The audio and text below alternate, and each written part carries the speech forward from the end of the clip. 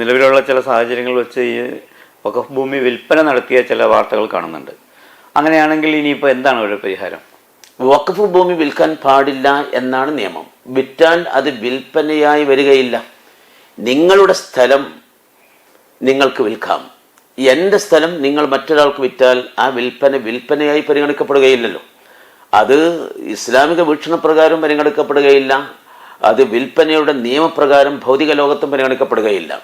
Register ഓഫീസിൽ ചെന്ന് എൻ്റെ സ്ഥലം നിങ്ങൾ വിൽപ്പന നടത്തിയതായി അവിടെ രേഖയുണ്ടാക്കാൻ ചെന്നാൽ ആ വിൽപ്പന ശരിയായിട്ടില്ല എന്ന രൂപത്തിൽ അത് രജിസ്റ്റർ ചെയ്യാൻ കഴിയാത്ത അവസ്ഥയാണല്ലോ. എന്നതുപോലെ വഖഫ് ബോർഡിൽ രജിസ്റ്റർ ചെയ്യപ്പെട്ട ഒരു വഖഫ് ഭൂമി അല്ലെങ്കിൽ വഖഫ് ചെയ്യപ്പെട്ട ഒരു സാധനം അത് വിൽപ്പന നടത്തിയാൽ അവിടെ രജിസ്ട്രേഷൻ നടക്കുകയില്ല. കാരണം അത് നിയമവിരുദ്ധമാണ്. വഖഫിനെ സംബന്ധിച്ചിടത്തോളം വിൽപ്പന പാടില്ല എന്ന നിയമം തന്നെയാണ് ഇവിടെയുള്ള കോടതികളും സ്വീകരിക്കുന്നത്.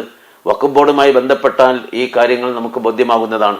അതിനാൽ വഖഫ് ചെയ്യപ്പെട്ട ഭൂമിയാണ് വിൽക്കപ്പെട്ടത് എങ്കിൽ ആ വിൽപ്പനയെ ശരിയല്ല. ആരുടെ പേരിലാണോ ആ വഖഫ് അവർക്കാണ് മൗഖൂഫ് അലൈഹി എന്ന് പറയുന്നത്. ഇപ്പോഴും അവരുടേത് തന്നെയാണ്. ഇതാണ് നിയമം. പക്ഷെ നമ്മുടെ നിലവിലെ സാഹചര്യങ്ങളിൽ ഇങ്ങനെ ചില വിൽപ്പന നടക്കുകയും ഈ വഖഫ് ഭൂമിയാണ് എന്നറിയാതെ നിരപരാധികളായ ഒരുപാട് ആളുകൾ പലയിടത്തും ഇത്തരം വഖഫ് ഭൂമികൾക്ക് വാങ്ങിച്ചിട്ടുണ്ടാവും. അപ്പോഴത്തെ ആ വിൽപ്പന നടത്തുന്നവരുടെ സ്വാധീനമെല്ലാം ഉപയോഗിച്ചായിരിക്കാം രജിസ്റ്റർ ഓഫീസിൽ ഉസ്താദ് പറഞ്ഞ പോലെ രജിസ്റ്റർ ഓഫീസിൽ അങ്ങനെയെല്ലാം നടന്നിട്ടുണ്ടാവും. ഒരുപക്ഷെ നിരപരാധികളായ ആളുകളാണ്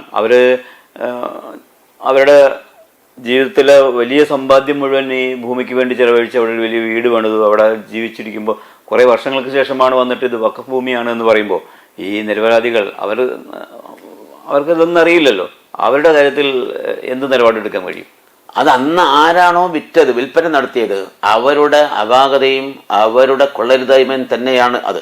അതിനാൽ ഇങ്ങനെ അറിയാതെ ആ സ്ഥലവും വാങ്ങി അവിടെ വീടുണ്ടാക്കി അവിടെ ബിൽഡിംഗ് ഉണ്ടാക്കി അവരുടെ ജീവിതത്തിൻ്റെ വഴിയായി അവർ മാറ്റിയിട്ടുണ്ട് എങ്കിൽ അവർക്ക് കൃത്യമായ നഷ്ടപരിഹാരം കൊടുത്ത് അതിന് പകരം അതിനേക്കാളും മെച്ചപ്പെട്ടത് അവർക്ക് നൽകി അതിന് പരിഹാരം കണ്ടെത്തുക, ഇതാണ് വേണ്ടത്. കാരണം ഇത് നമ്മുടെ വീക്ഷണപ്രകാരം വഖഫിന്റെ സ്ഥലം തന്നെയാണ്.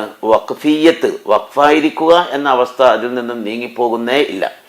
ഒരു ഉപ്പ തൻ്റെ മകനോട്, ഒരു ഉമ്മ തൻ്റെ മക്കളോട് ഇതിൻ്റെ മോനല്ലടാ, ഇതിൻ്റെ മക്കളല്ലടാ എന്ന് വാക്കാൽ പറഞ്ഞാലും ആ മക്കളായിരിക്കുക എന്ന അവസ്ഥയിൽ നിന്ന് ആ കുട്ടി മാറുന്നില്ല. ആ വാക്ക് കൊണ്ട് ആ സംഗതി മാറുന്നില്ല. അപ്പോൾ മക്കളല്ല എന്ന് വാക്ക് പറഞ്ഞാൽ ആ വാക്ക് പിൻവലിക്കുക എന്നല്ലാതെ മക്കളാവുക എന്ന അവസ്ഥയിൽ നിന്ന് മാറില്ലല്ലോ. എന്നതുപോലെ വഖഫ് ചെയ്യപ്പെട്ട ആ സ്ഥലം അത് വഖഫല്ല എന്ന രൂപത്തിൽ വിറ്റാലും വഖഫ് തന്നെയാണ്. ആ വഖഫായിരിക്കുക എന്ന സ്വഭാവം അതിന് മാറില്ല. അതിനാൽ ആ വാങ്ങിയ ആളുകൾ അവർ കാശ് മുടക്കി വാങ്ങിയതാണ് ഇത്. അവർ പറ്റിക്കപ്പെട്ടവരാണ്, അവർ ചതിക്കപ്പെട്ടവരാണ്, വഞ്ചിക്കപ്പെട്ടവരാണ്. വഞ്ചിക്കപ്പെട്ട ആളുകളെ നാം സഹായിക്കണം, പറ്റിക്കപ്പെട്ട ആളുകൾക്ക് നാം സഹായം നൽകണം. മദ്ലൂമിനെ സഹായിക്കുക, ആക്രമിക്കപ്പെട്ടവനെ സഹായിക്കുക എന്നത് ഇസ്ലാമിൽ വളരെ പുണ്യമുള്ള കാര്യമാണ്.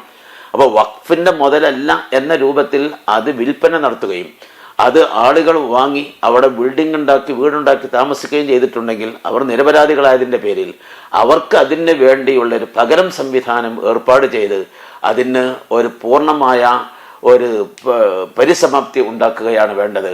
അങ്ങനെയാണ് അതിൻ്റെ പരിഹാര മാർഗം ഇസ്ലാമിൻ്റെ വീക്ഷണത്തിൽ പറയാൻ സാധിക്കുന്നത്. പുതിയ കാലഘട്ടത്തിൽ ഇന്ത്യയിൽ പലപ്പോഴും ഇസ്ലാമിക വിശ്വാസങ്ങൾക്കെതിരെ ശക്തമായ രീതിയിൽ പല ഭാഗത്തു നിന്ന് ആക്രമണം ഉണ്ടാകുമ്പോൾ ഇത്തരം വഖഫ് പോലെയുള്ള ചില നിയമങ്ങളിൽ അറിഞ്ഞോ അറിയാതെ ആരൊക്കെയോ കടന്നുകൂടി ഇസ്ലാമിനെ ആക്രമിക്കാൻ ശ്രമിക്കുന്ന ഒരു കാഴ്ചപ്പാടാണ് ഇപ്പോൾ കാണുന്നത്.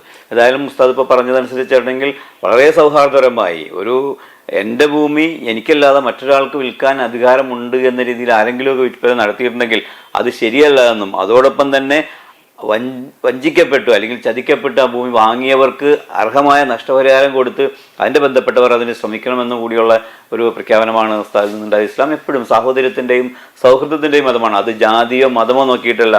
മനുഷ്യൻ എന്ന നിലക്ക് ഇസ്ലാം വളരെ സുതാര്യമായ നിയമ നടപടികളാണ് ഇസ്ലാമിൻ്റെ ഭാഗത്തുണ്ട് എന്നുള്ളത് വളരെ കൃത്യമാണ്. അതോടൊപ്പം തന്നെയുള്ള ഒരു കാര്യം, ഇപ്പോൾ നമ്മുടെ പണ്ട് ഈ നെൽവയലുകളൊക്കെ ഇഷ്ടം പോലെ ഉണ്ടായിരുന്ന സമയത്ത് വയലുകൾക്കാണ് പ്രാധാന്യം ഉണ്ടായിരുന്നത്, കരഭൂമികൾക്ക് വലിയ പ്രാധാന്യം ഉണ്ടായില്ല. അന്ന് നെൽവയലുകളൊക്കെ നമ്മുടെ പുരാതനന്മാരൊക്കെ വിൽപ്പന നടത്തി പള്ളിക്ക് വേണ്ടി വഖഫ് കൊടുത്തിട്ടുണ്ടാവും.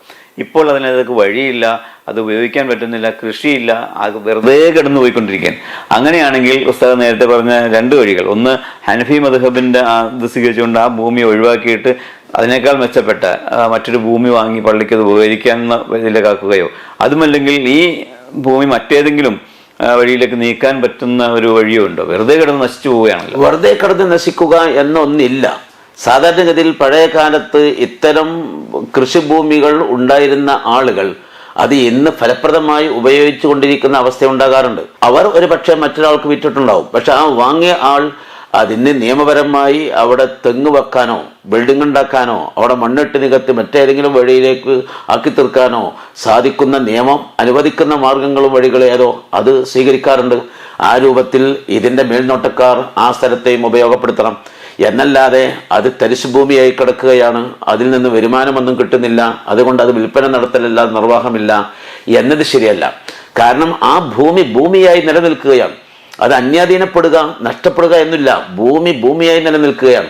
അവിടെ ഭൂമി കുലുക്കമോ സുനാമിയോ ഒന്നും വന്ന് ആ സാധനം നഷ്ടപ്പെട്ടിട്ടില്ല. അവിടെ ഉരുൾപൊട്ടലോ മറ്റേതെങ്കിലും വിധേന ആ സാധനം ഇല്ലാതെയായി പോകുന്നില്ല. അവിടെ സാധനം ഉണ്ട്, ആ ഭൂമി അവിടെ ഉണ്ട്. അപ്പൊ എൻ്റെ ഉടമയിലാണ് എങ്കിൽ പണ്ടത്തേതുപോലെ ഇപ്പോൾ കൃഷി നടക്കുന്നില്ല, അവിടെ വെള്ളം കയറുന്ന സ്ഥലവുമാണ്. കൃഷി നടത്തിയാൽ ഒരിക്കലും ലാഭമില്ല, നഷ്ടവും ഛേദവും മാത്രമേ ഉണ്ടാകൂ എന്ന് കണ്ടാൽ ഞാൻ ഒന്നുകിൽ അത് വേറെ ഏതെങ്കിലും രൂപത്തിൽ അത് ഉപയോഗപ്പെടുത്താൻ ശ്രമം നടത്തും. ആ രൂപത്തിലാണ് പള്ളി കമ്മിറ്റി മദ്രസ കമ്മിറ്റി അതിനെ ഉപയോഗപ്പെടുത്തേണ്ടത്. എന്നല്ലാതെ അനുഭവം ലഭിക്കാൻ സാധ്യതയുള്ള സ്ഥലത്ത് അത് ലഭിക്കാതെ അന്യാധീനപ്പെടുത്തുക എന്നത് അവരെ സംബന്ധിച്ചിടത്തോളം കുറ്റകരമാണ്. ഏത് പള്ളിക്ക് മദ്രസക്ക് സ്ഥാപനത്തിന് മേഖലക്ക് വേണ്ടിയാണോ വഖഫ് ചെയ്യപ്പെട്ടത് അതിൻ്റെ കൈകാര്യകർത്താക്കളാണ് അതിൻ്റെ ഉത്തരവാദികൾ. അവരാണ് അത് ഫലപ്രദമായ രൂപത്തിൽ ഉപയോഗപ്പെടുത്തേണ്ടത്. പക്ഷേ ഈ അടുത്ത കാലത്തായിട്ട് 2-3 പള്ളികളുമായി ബന്ധപ്പെട്ട് ഇത്തരം വഖഫ് ഭൂമിയുടെ വിഷയങ്ങൾ സംസാരിക്കേണ്ടി വന്നപ്പോൾ മനസ്സിലാക്കാൻ കഴിഞ്ഞത് വഴിയുമില്ല, അങ്ങോട്ട് പോകാൻ സഞ്ചരിക്കാനൊരു വഴിയില്ല. മുൻപൊക്കെ നടവരമ്പ് എന്നൊക്കെ വന്നിട്ട് നടക്കാനുള്ള വരമ്പുണ്ടായിരുന്നു, വയലുകൾ തിരിച്ചിരുന്ന വരമ്പുണ്ടായിരുന്നു. ഇപ്പോൾ വരമ്പുകളെല്ലാം പോയി ചുറ്റും ബിൽഡിങ്ങുകൾ വന്ന് അതവിടെ ഒറ്റപ്പെട്ട് കിടക്കുന്ന അവസ്ഥ, വഴിയില്ല. ഒരുപക്ഷെ തൊട്ടടുത്ത ഭൂമിക്കാരനത് വാങ്ങിയാൽ ഉപകാരപ്പെടും, അതല്ലാതെ പള്ളിക്ക് യാതൊരു വിധത്തിലും വരുന്ന ഭാവിയിൽ ഒന്നും തന്നെ ഉപയോഗിക്കാൻ കഴിയില്ല. അത് വഖഫ് ചെയ്ത വ്യക്തിയാണെങ്കിൽ പള്ളിക്ക് എന്തെങ്കിലും കിട്ടണമെന്ന ആഗ്രഹത്തിൽ വഖഫ് ചെയ്തതാണ്. ഒരു ഗുണവുമില്ലാതെ അവിടെ കിടന്ന് അത് കാലാകാലത്തുള്ള, പക്ഷെ ഖിയാമത്ത് 1-ാം തീയതി വരെ എന്ന് പറയാവുന്ന രീതിയിൽ ഒന്നും ചെയ്യാൻ പറ്റാത്ത രീതിയിൽ കിടക്കുന്ന ഭൂമി. ഇസ്ലാം എന്ന് പറഞ്ഞാൽ ഫ്ലെക്സിബിൾ ആണ്, ഏതെല്ലാം എന്തെങ്കിലും വഴികളിൽ അത് ഉപകാരപ്പെടുത്താൻ. അവിടെയാണ് ഈ ഹനഫി മദ്ഹബിന്റെ ആ കൗല്, ആ അഭിപ്രായം പിടിച്ച് അതിന് പകരം അതിനേക്കാൾ ഉപകാരപ്രദമായ ഒന്നിന് പകരം മാറ്റിയെടുക്കുക എന്നുള്ളൊരു വശം അവിടെയുണ്ട്. അത് ഉപയോഗപ്പെടുത്തേണ്ടതാണ്. ഇത്തരം സന്ദർഭങ്ങളിൽ ഉലമാ ആ കൗലിന്റെ വീക്ഷണപ്രകാരം ഫത്വ നൽകാറുമുണ്ട്. അത്തരം ഒരു നിർണായക അനിവാര്യ ഘട്ടങ്ങളിൽ എത്തിച്ചേർന്നാൽ പിന്നീട് അതേ വഴിയുള്ളൂ. അതോടൊപ്പം എൻ്റെ സ്വന്തം വഴിയാണ്, എൻ്റെ സ്വന്തം പറമ്പാണ് എങ്കിൽ വഴിയില്ല എന്ന് പറഞ്ഞ് ഞാൻ അത് മാറ്റിയിടാറില്ല. ഇങ്ങോട്ട് വഴി ഉണ്ടാക്കാനുള്ള ശ്രമം എന്തെങ്കിലും ഉണ്ട് എങ്കിൽ അത് നടപ്പിലാക്കാൻ ആണല്ലോ നാം ഒക്കെ ശ്രമിക്കുക.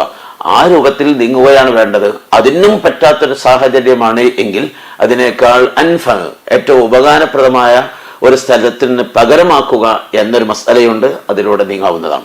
നമ്മുടെ കാരണവന്മാർ ഒരുപാട് പ്രതീക്ഷയോടെ ആയിരിക്കും ഈ തങ്ങളുടെ വളരെ ആദായം ഉണ്ടായിരുന്ന ഭൂമി പള്ളിയുടെ പ്രവർത്തന പരിപാലന കാര്യങ്ങൾക്ക് വേണ്ടി അത് വഖഫ് ചെയ്തത്. പിന്നീട് കാലം ചെന്നപ്പോൾ ഒരുപക്ഷെ അത് പ്രവർത്തിക്കുന്നില്ല, അത് ഉപകാരപ്പെടുന്നില്ല, അത് നിശ്ചലമായി കിടക്കുകയാണെങ്കിലും അള്ളാഹുവിന്റെ അടുക്കൽ ഇവർക്ക് അതിന്റെ ഒരു നിലക്കാത്ത പ്രവാഹം എന്ന നിലക്കൊക്കെ പറയുന്നത് പോലെ അതിന്റെ പ്രതിഫലം കിട്ടില്ലേ? തീർച്ചയായിട്ടും ലഭിക്കും. കാരണം മഹാനായ നബി സല്ലല്ലാഹു അലൈഹി വസല്ലം തങ്ങളുടെ വചനം കാണാൻ കഴിയും, ഇദാ മാത്തൽ ഇൻസാൻ ഇൻഖത അമലുഹു ഇല്ലാ മിൻ സലാസ്. ഒരു മനുഷ്യൻ മരണപ്പെട്ടാൽ 3 കാര്യങ്ങളല്ലാത്തതൊക്കെയും മുറിഞ്ഞ് നഷ്ടപ്പെട്ട് ഇല്ലാതെയാകും. ഒന്ന് സ്വതക്കത്തുൻ ജാരിയ, നിലനിൽക്കുന്ന ധർമ്മം. ഒരാൾക്ക് ഭക്ഷണം വാങ്ങിക്കൊടുത്താൽ അത് ധർമ്മമാണ്, പക്ഷെ അത് ജാരിയ, നിലനിൽക്കുന്നത് എന്ന് പറഞ്ഞുകൂടാ. കാരണം ആ ഭക്ഷണം കഴിക്കലോട് കൂടെ അത് തീർന്നു. ഇത് വഖഫിനെ സംബന്ധിച്ച് പറയുന്ന വചനമാണ് എന്ന. കാരണം അത് എന്നും നിലനിൽക്കുന്നതാണ്, നഷ്ടപ്പെടാതെ നിലനിൽക്കുകയാണ്. അപ്പോൾ അന്യാധീനപ്പെട്ട് ഇപ്പോൾ കിടക്കുന്നുണ്ട് എങ്കിലും ആ വഖഫ് ചെയ്ത വാക്കിഫിനെ സംബന്ധിച്ചിടത്തോളം അദ്ദേഹത്തിന്റെ മനസ്സ് എന്നുമെന്നും നശിക്കാതെ നിലനിന്ന് ഇതിന്റെ പ്രതിഫലം എനിക്ക് ലഭിക്കണമെന്ന, അത് അദ്ദേഹത്തിന്റെ നിയ്യത്ത് നന്നായതിന്റെ പേരിൽ പ്രതിഫലം അദ്ദേഹത്തിന് ലഭിച്ചുകൊണ്ടേയിരിക്കും. ഏതായാലും അന്യാധീനപ്പെടുത്തുക എന്നത് ഉണ്ടാകാൻ പാടില്ല.